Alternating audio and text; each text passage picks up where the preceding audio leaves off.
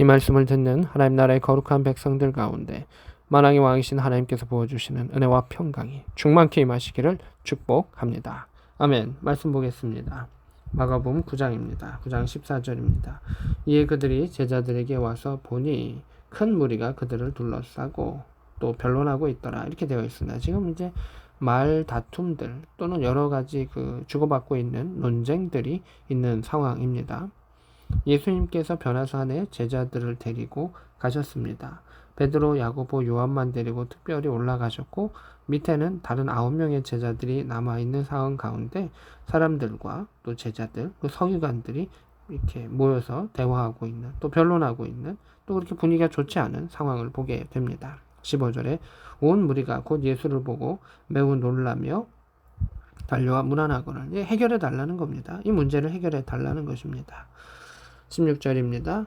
너희가 무엇을 그들과 변론하느냐 이렇게 되어 있습니다. 17절에 무리 중 하나가 대답하되 선생님 말 못하게 하는 귀신 들린 내 아들을 선생님께 데려왔나이다 이렇게 되어 있습니다. 지금 제자들이 해결하지 못하는 이 귀신 들린 아이가 있는 그 상황에 대해서 예수님께 이야기합니다. 그래서 논쟁이 있고 뭐 대화가 있고 또 변론이 있었던 그러한 내용들은 지금 이게 해결되지 않기 때문에 어떻게 해야 되나 지금 왔다 갔다 하는 상황인 것입니다. 18절입니다.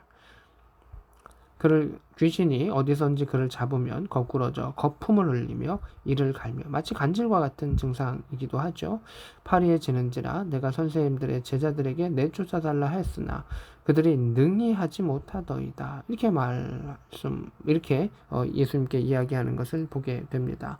제자들이 귀신을 내어쫓지 못했습니다. 제자들은 원래 귀신을 내어쫓지 못했을까요? 아닙니다. 이 앞에 보면 예수님께서 그들을 또 둘씩 또 짝을 지어서 파송을 보내셨을 때 그들은 나중에 선교보고에서 분명히 귀신을 내어쫓는 경험들이 있었습니다. 근데 지금은 못하는 상황이 되었던 것이죠. 그 상황 속에 19절에 이르시되 믿음이 없는 세대여 내가 얼마나 너희와 함께 있으며 얼마나 너희에게 참으리요 그를 내게로 데려오라 이렇게 되어 있습니다. 이 안에 여러 가지 의미가 있죠. 그래서 믿음이 없는 세대는 이 무리 전체를 의미하고 그 세대를 의미하기도 하고 또 오늘날의 우리 세대를 꾸짖으시는 예수님의 음성이기도 합니다. 또한 제자들 향해서도 말씀하시는 겁니다. 이 믿음이 없는 녀석들아 라고 이야기하십니다. 내가 얼마나 너희와 함께 있으며 이렇게 되어 있습니다. 이게 무슨 뜻일까요? 예수님은 이제 떠나실 준비를 본격적으로 하고 계시는 것이죠. 그 상황을 보면서 내가 이제 떠나는데 라는 그런 내용이고요. 얼마나 너희에게 참으려. 지금도 예수님이 참고 기다려 주셨는데 이제 곧 떠나시는데 너희들 내가 얼마나 더 참아줄 수 있을 것 같으니 얼마나 더 같이 있을 수 있을 것 같으니 라고 하는 그 질문이셨습니다. 탄식이셨죠. 20절에 이에 그 아이를 데리고 오니 귀신 예수를 보고 곧 아이로 심히 격려를 일으키게 하는지라 그가 땅에 엎드려 구르며 거품을 흘리더라. 더 귀신이 그 안에 예수님을 보면서 놀라서 막 발작을 일으키게 됩니다. 21절에 예수님께서 그 아이에게 묻습니다. 언제부터 이렇게 되었느냐? 그 아이의 상황에 대해서 물어보십니다. 22절에 귀신이 그를 죽이려고 불가물에 자주 던졌습니다. 그러나 무엇을 하실 수 있거든 우리를 불쌍히 여겨 주옵소서 이렇게 이야기하고 있습니다. 제발 뭐든 도와주세요 라고 이야기합니다. 조금이라도 낫게 해주세요 라는 그런 말이죠. 23절에 예수님께서 이르시되 할 수 있거든요. 무엇이냐? 뭐 조금만 도와주셔서요. 또 힘이 있으시면 도와주세요. 이런 말이 무엇이냐? 믿는 자에게는 능치 못할 일이 없느니라 이렇게 되어 있습니다. 믿는 자에게 능치 못할 일이 없다. 이런 것은 무엇입니까? 믿는 자에게는 능치 못하는 하나님의 능력으로 하나님께서 역사하시기 때문에 못할 일이 없다는 겁니다. 왜? 믿는 자가 자기가 행하는 게 아니고요. 하나님께서 행하시기 때문에 전능하신 하나님께서 못하실 일이 없는 것이고 그것은 믿는 자에게 주시는 하나님의 역사다라고 하는 것입니다. 24절입니다. 그 아이의 아버지가 소리질러 이야기합니다. 믿나이다. 나의 믿음 없는 것을 도와주셔서 너무나 간절한 것이죠. 내가 믿습니다. 지금 이 사람은 그것을 온전한 믿음이라고 할 수는 없죠. 그러나 이렇게 달라붙는 거죠. 매달리는 거죠. 내가 믿습니다.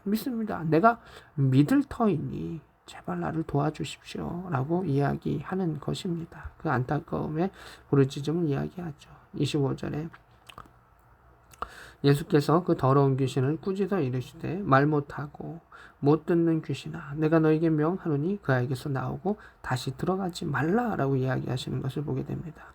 여기서 보면 예수님 명령으로 그 귀신을 내어 쫓으시고요. 또 특이한 명령은 다시 들어가지 말라라고 하는 것입니다. 이 아이가 어릴 때부터 계속 반복적으로 이런 일들이 있었기 때문에 예수님께서 이 귀신을 쫓아내셔도 이 귀신은 곧 다시 들어올 수 있는 것입니다. 그래서 완전히 쫓아내시는 그 역사를 보게 됩니다. 근데 우리가 여기서 또 하나 조심해야 될 게 있죠. 이게 뭐냐면 이 귀신을 예수님께서 쫓아내셨고요. 근데 이 귀신이 다시 들어올 수도 있는데 주님께서 못 들어오게 하셨습니다. 근데 다른 귀신은 들어올 수 있는 겁니다. 그게 더 무서운 것이기도 하죠. 그래서 예수님께서 그 나중에 다시금 답을 주신 것을 보게 됩니다. 28절에 보면 제자들이 조용히 묻습니다. 분명히 됐었는데 안 됐던 그 일에 대해서 참 부끄럽고 당혹스럽고 그러죠. 조용히 묻습니다. 우리는 어찌하여 능히 귀신을 쫓아내지 못했습니까? 왜 전에는 됐는데 지금 안 되는 겁니까? 뭐 이 귀신이 더 셀까? 뭐 어쩔까? 여러 가지 생각이 드는 것이죠. 29절에 기도 외에는 다른 것으로 이런 일이 될 수가 없다라고 이야기하시는 것을 보게 됩니다. 이건 제자들에게도 이야기하신 거고요. 그 어린 아이의 아버지에게도 말씀하시는 것이고요. 그 아이에게도 이야기하시는 것이고 우리에게도 이야기하십니다. 기도, 어떤 기도일까요? 믿음의 기도입니다. 믿음의 기도 외에는 기적이 일어날 수 없다. 능력이 나타날 수 없다라고 이야기합니다. 믿음의 기도는 하나님이 행하십니다. 라고 하는 말씀을 붙잡는 기도이고요. 하나님께서 행하심을 나타내는 선포의 기도이기도 하다라고 하는 것입니다. 하나님은 우리의 믿음을 보십니다. 하나님은 이미 그 일을 행하실 수 있습니다. 그래서 하나님이 행하십니다. 라고 고백하는 자에게는 하나님께서 행하시기도 하고 행하신 일을 보여주시는 것이죠. 우리 앞에 있는 하나님께서 행하시는 많은 일들이 있습니다. 그러나 믿음이 없이는 그 일들을 보지 못하고 깨닫지 못합니다. 일이 이루어져도 깨닫지 못하고 또 하나님께 믿음의 고백을 하지 않으면 하나님께서 행하실 그 일들이 온전하게 일어나지 않는 것을 보게 됩니다. 우리 안에 주님을 바라볼 수 있는 그 믿음의 고백이 있기를 원합니다. 우리 안에 그 전능하심을 바라볼 수 있기를 원하고 날마다 기도하고 쉬지 말고 기도하고 늘 감사의 기도로 역사를 통해서 하나님께서 우리의 삶 가운데 이루고자 하셨던 모든 일들을 이루어가고 어둠의 영들을 쫓아낼 수 있는 참된 승리를 거할 수 있는 복된 저와 여러분 될 수 있기를 우리 구주 예수 그리스도의 이름으로 축복합니다. 아멘.